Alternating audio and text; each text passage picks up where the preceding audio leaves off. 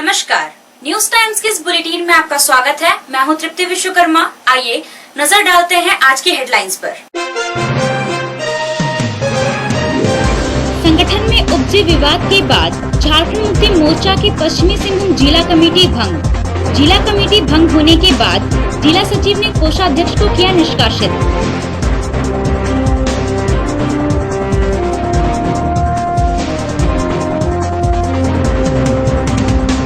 पश्चिमी सिंहभूम सहित पूरे झारखंड में आज से शुरू हुई बस सेवाएं। बस मालिकों से स्वास्थ्य संबंधी प्रोटोकॉल का पालन करने का निर्देश।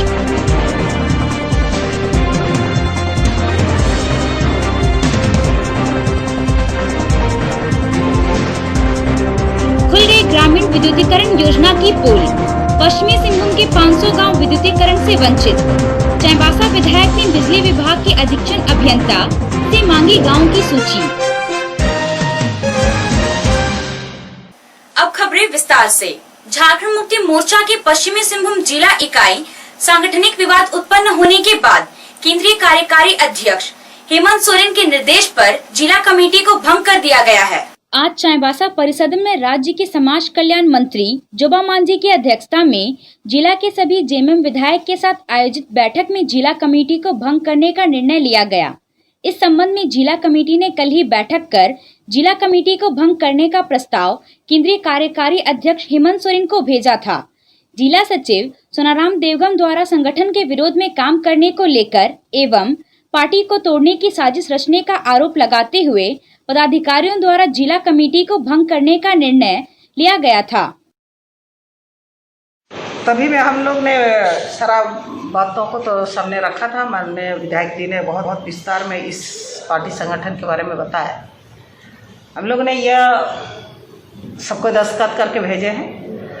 कल माननीय कार्यकारिणी अध्यक्ष पार्टी के हमारे माननीय मुख्यमंत्री जी का निर्देश अनुसार जो कल का कमेटी भंग करने का निर्णय दिया था और उसी को ही आज हम लोग सभी माननीय विधायक सबको का एक संयुक्त हस्ताक्षर करके उनको अवगत कराने का कार्य किया। उधर जिला कमेटी को भंग किए जाने के बाद जिला सचिव सोनाराम देवगम ने जिला कोषाध्यक्ष सुनील सिरका को जिला कमेटी से हटाते हुए पार्टी से 6 साल के निष्कासित किए जाने पर भी विवाद उत्पन्न हुआ है। सुनील सिरका ने सोनाराम देवगम के ऊपर आरोप लगाते हुए कहा कि उनकी गतिविधि से ही पार्टी की छवि को नुकसान हो रहा है। जल्द ही इन्हें पार्टी से बाहर का रास्ता दिखाया जाएगा। आज हमारे जिला के 5 विधायक और साथ में 5 विधायक में एक हमारे केंद्रीय महासचिव दीपक बिरुआ जी, 2 हमारे केंद्रीय सचिव, 2 जिला केंद्रीय कार्यकारिणी सदस्य, इन लोगों ने सीकेपी में बैठक करके और केंद्रीय कार्यकारिणी अध्यक्ष हमारे हेमंत सोरेन जी के निर्देश पर जिला कमेटी को भंग किया है। आज इसके बाद हमारे जिला सचिव की ओर से प्रतिक्रिया आता है कि ये असंवैधानिक है। आज यहाँ पर हम लोग भी जिला कमेटी में मैं खुद जिला कोषाध्यक्ष हूँ।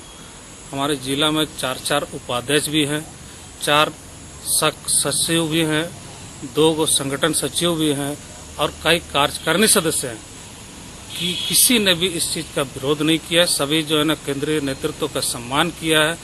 तो अकेले एक जिला सचिव को इसके लिए क्यों तकलीफ है? ये उनका व्यक्तिगत मामला है। इन पे जो है ना वो संगठन को खराब कर रहे थे, ये केंद्रीय नेतृत्व को मालूम था। इसीलिए केंद्रीय हमारे कार्यकारी अध्यक्ष जो हैं उनके निर्देश पर जिला कमेटी को भंग किया गया और हम इनका पूरे जिला कमेटी इनका स्वागत करते हैं। राज्य सरकार के नए दिशा निर्देशों के अनुरूप आज से पश्चिमी सिंहभूम जिले में यात्री परिवहन सेवाएं शुरू कर दी गई हैं। सोशल डिस्टेंसिंग एवं अन्य स्वास्थ्य संबंधी प्रोटोकॉल को अपनाते हुए यह सेवा शुरू कर दी गई है। 5 महीने से थम चुके बसों के पहियों में सरकार के इस आदेश ने एक बार फिर से जान फूंक दी। बस सेवा शुरू करने के सरकार के निर्णय के बाद आज बस सेवा शुरू होने से 5 महीने से बेरोजगारी की मार झेल रहे बस कर्मचारी एवं बस मालिकों के चेहरे में अब खुशी साफ दिखने लगी है। अच्छा मैसेज आज महसूस हो रहा है, चूँकि विगत 5.5 महीने के बाद आज बस परिचालन की शुरुआत हुआ है इसमें जो कर्मचारी लोग हैं बहुत ड्राइवर, कंडक्टर, खलासी, एजेंट सभी लोग मायूस थे कि हम लोग को रोज़गार मिलेगा कि नहीं मिलेगा। रोज़गार सभी में लोग का चला गया था। ये आज बहुत बड़ा उन लोगों को चेहरा में खुशी आया है कि हम लोग को रोज़गार बरकरार है और ये रहेगा। आज से शुरू हुए बस सेवा का चाईबासा बस स्टैंड में जिला परिवहन पदाधिकारी अजय तिर्की ने निरीक्षण किया एवं बस ऑनर एसोसिएशन के साथ बैठक कर उन्हें आवश्यक दिशा निर्देश भी दिया। साथ ही बस के कर्मचारियों को सुरक्षा किट भी वितरण किया गया। जिला परिवहन कार्यालय द्वारा बस चालकों को स्पष्ट हिदायत दी गई कि वह अपने कर्मियों एवं यात्रियों की सुरक्षा के साथ किसी भी प्रकार से समझौता न करें। वहीं बस संचालक भी सरकार द्वारा जारी प्रोटोकॉल का पालन करते हुए बस चलाने की बात कह रहे हैं। कहाँ से चढ़े थे? बस चलने से आपको अच्छा लग रहा है? थोड़ा जरूरी काम है इसलिए जा रहे हैं। अच्छा, तो बस अभी शुरू हो चुका है, तो आपको डर उर नहीं लग रहा है कोरोना को लेकर? डर लगता है क्या होगा। अच्छा, फिर भी जरूरी है तो जा रहे हैं, लेकिन बस चल रहा है तो अच्छा लग रहा ना? थोड़ा आसान हो रहा है। क्या क्या सुविधा कर रहे हैं आप यहाँ पर? अभी मास्क पहनना है और 25 आदमी को सैनिटाइजर सब रखा हुआ है। व्यवस्था है आपके पास सैनिटाइजर? अच्छा, व्यवस्था है। आप लोग मतलब 2 सीट में एक आदमी को बैठा रहे, कितना सीटर है ये बस? 52 सीटर है, लेकिन 3 सीट में एक आदमी, 3 सीट में एक आदमी, डबल सीट में एक आदमी। तो ऐसा से टाटा जा रहे हैं, तो यहाँ मेरा मायके है, टाटा मेरा ससुराल है। तो यहाँ मेरा माँ का तबीयत खराब था ना, तो इसीलिए हम आए थे। तो फिर अभी वापस लौट रहे हैं अपना ससुराल। लग रहा है पहले 70 रुपया लेता था, अभी 140 रुपया ले रहा है। क्या? ज्यादा तो लग रहा है सर, क्या करेंगे, हम लोग तो गरीब दुखी तो है ही हैं, फिर भी ज्यादा लग रहा है। हम लोग को मजबूरी है जाने का, तो हम लोग जा रहे हैं सर। में सरकार की तरफ से अभी तक कोई डायरेक्शन नहीं है, लेकिन चूंकि आधा पैसेंजर लेके चलना है तो एक एसोसिएशन और पब्लिक के बीच में एक म्यूचुअल अंडरस्टैंडिंग होना चाहिए कि चूंकि भाड़ा बढ़ाया नहीं गया है, भाड़ा उतना ही है, लेकिन चूंकि आधा पैसेंजर लेके चलना चाहिए तो म्यूचुअल अंडरस्टैंडिंग की बात है। फिर सरकार की जो गाइडलाइन आएगी उस पर देखा जाएगा। सरकार के निर्णय के बाद आज से आधी क्षमता के साथ बस सेवा तो शुरू हो गई, परंतु बस संचालक इससे होने वाले नुकसान की भरपाई यात्रियों से डबल भाड़ा लेकर कर रहे हैं, जिसका असर गरीब तबके या कहे तो आम यात्रियों के जेब पर पड़ना तय है। वहीं यात्री भाड़ा की समस्या को लेकर सरकार की ओर से कोई दिशा निर्देश जारी नहीं होने से जिला प्रशासन के लिए भी दुविधा की स्थिति बनी हुई है। देश तो यही दिया गया है, जो पहले वैसे बस एसोसिएशन के साथ हमारी बैठक हुई थी, इसमें उनकी प्रति भी दे दी गई है, उसमें हम लोग डिस्कशन भी किए हैं। और आज हम लोग आके यही देख रहे हैं कि सबसे पहले जो डायरेक्शन दिया गया कि जैसे ही यात्री आते हैं, यात्री को मास्क होना जरूरी है, उनको ग्लव्स भी होना जरूरी है, फेस कवर हो तो और अच्छी बात है। और बस में प्रवेश करते समय ही उनको थर्मल स्कैनिंग करना जरूरी है। और उसमें यदि उसको सामान्य से यदि अधिक तापमान रहता है तो वैसे यात्रियों को प्रवेश नहीं करने देना है। सरकार ने बस परिवहन सेवा शुरू कर बस मालिकों एवं कर्मचारियों को राहत तो दी, परंतु यात्री भाड़ा के संबंध में स्पष्ट निर्देश नहीं होने से आम आदमी के माथे और बोझ लाद दी गई है। आम यात्रियों को इससे निजात दिलाने के लिए सरकार को जल्द ही कोई निर्णय लेना चाहिए। पश्चिमी सिंहभूम 500 गांव विद्युतीकरण से वंचित हैं। इन गांवों तक बिजली पहुंचाने के लिए चाईबासा के विधायक दीपक बिरुआ ने प्रयास शुरू कर दिया है। विधायक ने आज बिजली विभाग के अधीक्षण अभियंता सहित अन्य पदाधिकारियों के साथ बैठक की। विभाग के पदाधिकारियों द्वारा जानकारी दी गई कि जिले में 1600 राजस्व गांव हैं। इसमें से करीब 500 गांव में विभाग द्वारा और 480 गांव में एजेंसी द्वारा विद्युतीकरण का काम किया गया है। करीब 500 गांव में विद्युतीकरण का कार्य नहीं हो पाया है। इन गांव में विद्युतीकरण के लिए 150 करोड़ रुपए के आवंटन की जरूरत होगी। इस पर विधायक ने अधीक्षण अभियंता दिनेश्वर सिंह से विद्युतीकरण से छूटे गांव और टोला की सूची उपलब्ध कराने को कहा। उन्होंने कहा कि वह इस मामले को लेकर झारखंड बिजली वितरण निगम लिमिटेड के एमडी से बात करेंगे। विधायक ने बिजली विभाग के पदाधिकारियों से क्षेत्र में खराब पड़े ट्रांसफार्मर को बदलकर नया ट्रांसफार्मर लगाने को कहा। इस पर बिजली विभाग के पदाधिकारियों ने ट्रांसफार्मर की कमी की बात कही।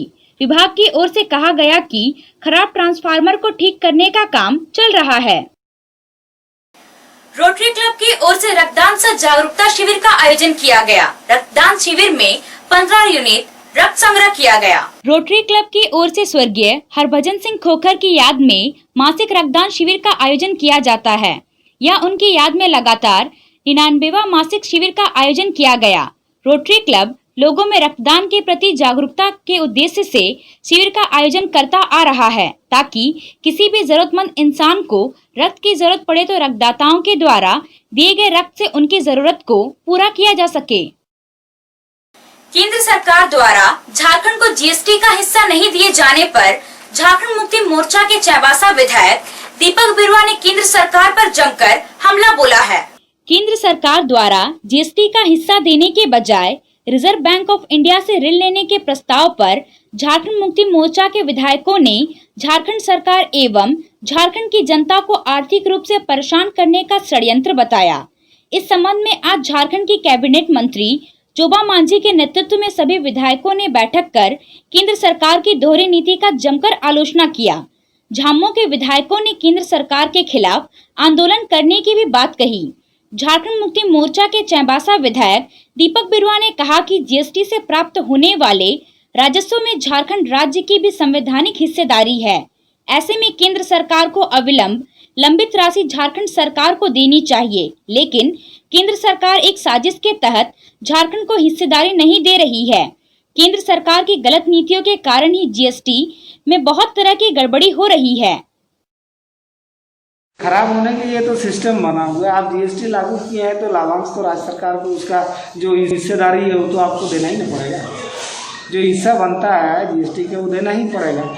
आज तो ऐसे भी पिछले सरकार में ये मामला आया था, नया सरकार के समय में, कि वित्तीय अनियमितता के कारण से यहाँ के राज्य के कर्मचारियों का वेतन तक का स्थिति भी नहीं बन पा रहा था। उसके बाद कोरोना वैश्विक महामारी आई। ऐसे स्थिति में केंद्र सरकार द्वारा जीएसटी का हिस्सा नहीं देने की बात हो तो राज्य सरकार के साथ, यहाँ की जनता के साथ उपेक्षा का मामला है। कोविड-19 से सुरक्षित रहना है और दूसरों को भी सुरक्षित रखना है तो एक बार आप सदर बाजार स्थित राधिका में आइए। यहाँ आपको कोविड-19 से सुरक्षा प्रदान करने के लिए सभी सामग्री मिलेगी। कोरोना से बचाव के लिए आपको तरह तरह के मास्क और सैनिटाइजर मिलेंगे।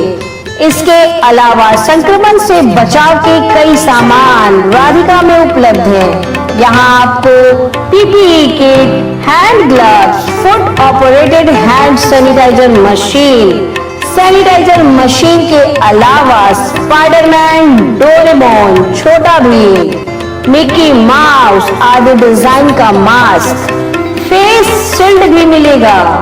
Spray machine, nano spray, spray pen, electronic sanitiser machine के अलावा एक ऐसा टैबलेट मिलेगा जो घर के कमरे और आपके ऑफिस को पानी में डालकर रखने से सैनिटाइज कर देगा। राधिका में सैनिटाइजिंग का हर सामान आपको उचित कीमत पर मिलेगा। खुदरा और होलसेल खरीदारी के लिए आज ही पधारें राधिका में।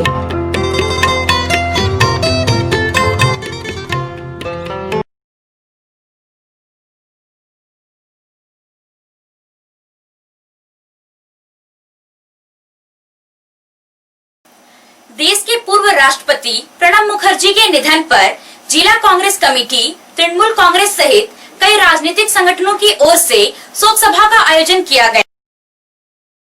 मौन धारण कर दिवंगत आत्मा को शांति प्रदान की गई। जिला कांग्रेस भवन में पूर्व राष्ट्रपति के निधन पर कांग्रेस भवन में लगे पार्टी ध्वज को अगले आदेश तक के लिए आधा झुका दिया गया।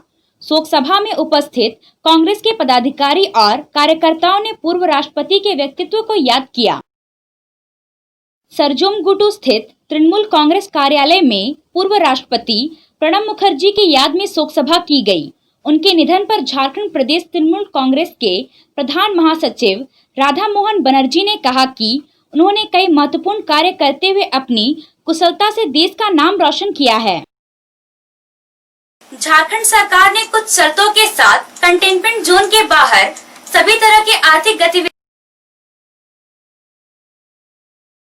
उपायुक्त ने जिले के सभी दुकानदारों और आम नागरिकों से अपील किया है कि दिशा निर्देशों का पालन करते हुए आर्थिक गतिविधियों को संचालित करें। उपायुक्त ने कहा कि राज्य सरकार ने छूट दी है, लेकिन हम सबको अपनी जिम्मेदारी को समझना होगा। कोविड-19 के संक्रमण को फैलने नहीं देना होगा। उपायुक्त ने दुकानदारों और आम नागरिकों से मास्क पहनने और सोशल डिस्टेंसिंग का पालन करने की अपील की है।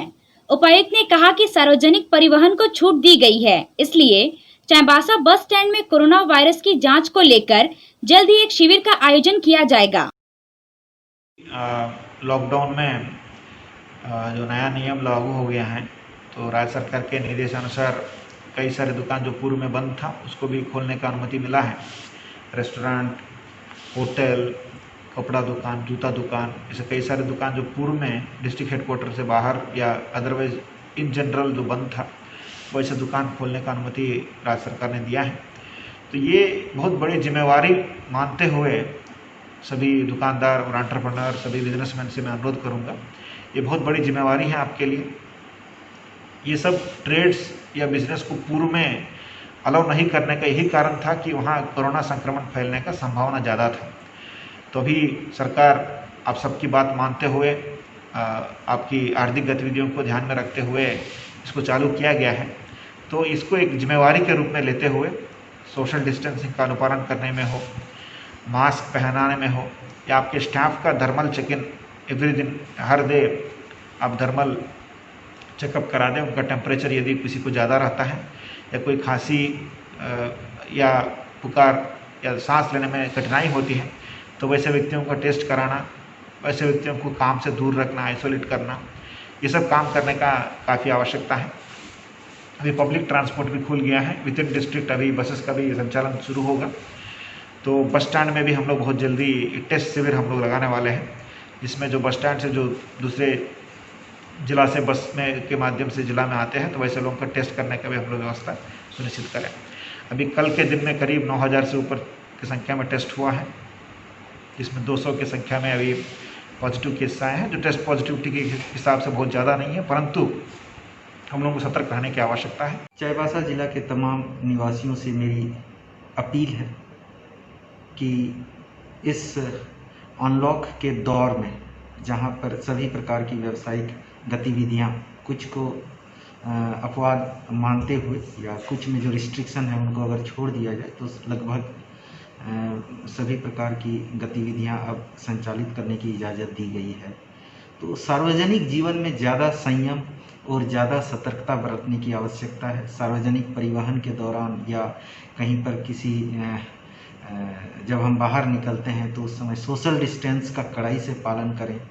हम कड़ाई से इस चीज़ का पालन करें कि हम मास्क का उपयोग करें या फेस कवर के रूप में हम कोई ना कोई चीज़ ज़रूर लें, और लगातार जो है इन चीज़ों के प्रति अपने आस पड़ोस को भी जागरूक करें। कंटेनमेंट जो जोन बने हुए हैं वहाँ पर लॉकडाउन के जो मानक हैं उनका कड़ाई से पालन जारी रहेगा। इसके लिए भी हम लोगों ने सुनिश्चित किया है, लेकिन अब सिविल सोसाइटी की भूमिका ज़्यादा हो गई है और सभी लोगों की एक सार्वजनिक जीवन में ज़्यादा भूमिका।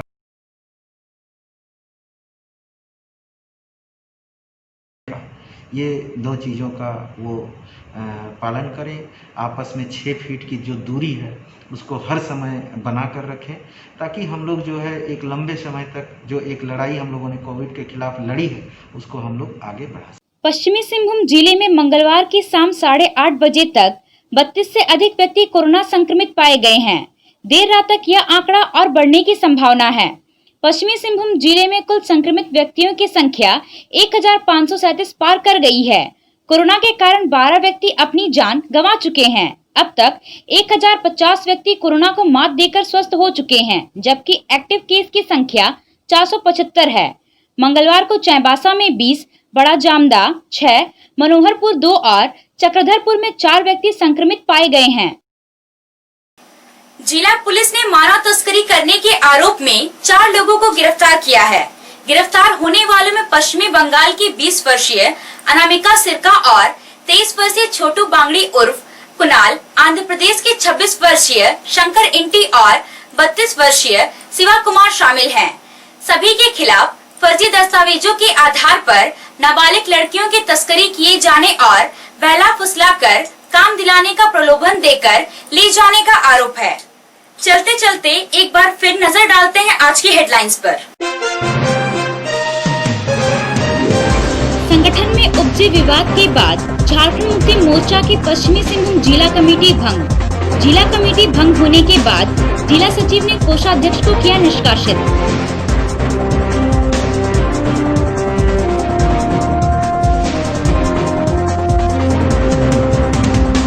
पश्चिमी सिंहभूम सहित पूरे झारखंड में आज से शुरू हुई बस सेवाएं। बस मालिकों से स्वास्थ्य संबंधी प्रोटोकॉल का पालन करने का निर्देश।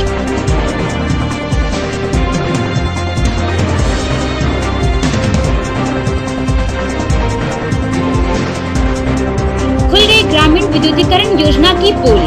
पश्चिमी सिंहभूम के 500 गांव विद्युतीकरण से वंचित। चाईबासा विधायक ने बिजली विभाग के अधीक्षण अभियंता से मांगी गाँव की सूची। अभी के लिए बस इतना ही। कुछ और खबरों के साथ हम फिर हाजिर होंगे। तब तक न्यूज टाइम्स की पूरी टीम को दीजिए इजाजत। नमस्कार।